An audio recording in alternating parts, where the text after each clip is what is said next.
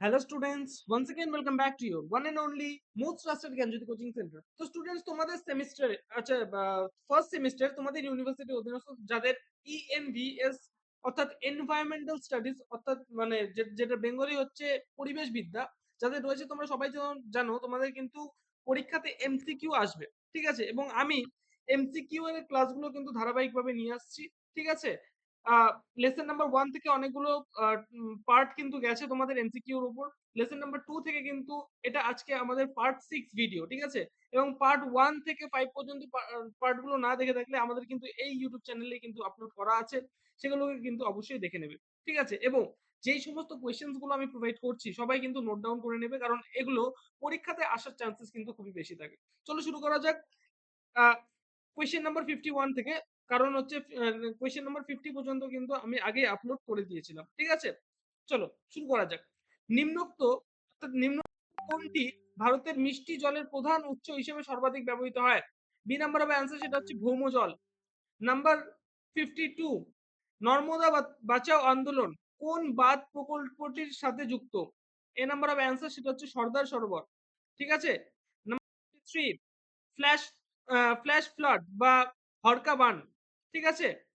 বলা হয় D number হবে অ্যান্সার, সেটা হচ্ছে যখন অল্প সময়ে হঠাৎ অত্যাধিক পরিমাণে বৃষ্টিপাতের কারণে পরিমাণে জল খাতে প্রবাহিত হয়, তখন সেটাকে বলা হচ্ছে ফ্ল্যাশ ফ্লড বা হরকা বান। বোঝা গেল? নাম্বার 54, নিম্নোক্ত কোন দেশটিতে বন্যার প্রবণতা সি নাম্বার হবে অ্যান্সার, সেটা হচ্ছে বাংলাদেশ। কদিন আগে কিন্তু হলো, ঠিক আছে? তোমরা সবাই জানো।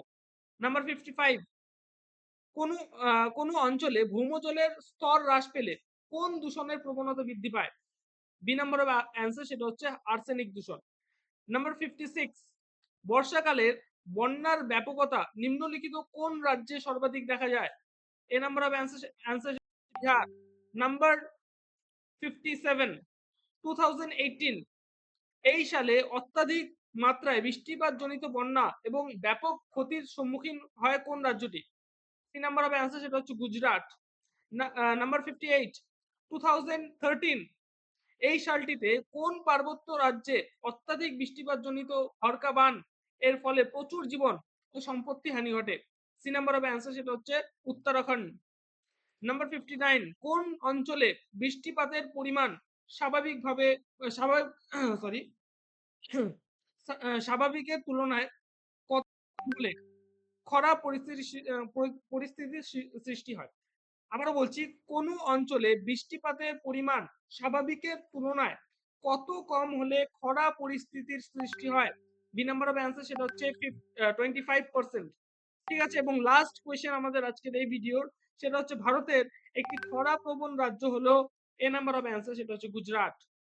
তো স্টুডেন্টস, আমি কিন্তু আজকে এই যে পার্ট নাম্বার 6, এই পার্ট নাম্বার 6 এ 10টা কোয়েশ্চেন নিয়ে আলোচনা করলাম, অর্থাৎ 1 থেকে 60 নাম্বার পর্যন্ত আমাদের আলোচনা হয়ে গেল। নেক্সট দিন থেকে, ঠিক আছে, 61 কোয়েশ্চেন থেকে আবার আলোচনা শুরু হবে।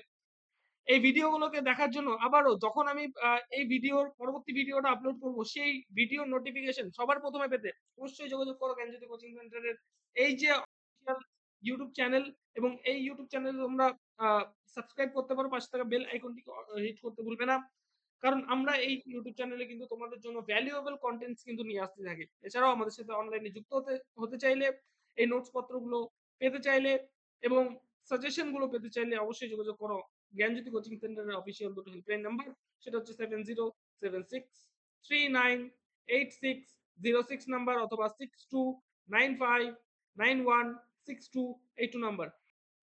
দুটো নাম্বারে তোমরা যোগাযোগ করতে পারো। এছাড়া আমাদের অফিসিয়াল ওয়েবসাইট ভিজিট করতে পারো, যেখানে তোমাদের মানে আমরা কিন্তু প্রতিনিয়ত ব্লগস গুলো আপলোড করতে থাকি, ঠিক আছে?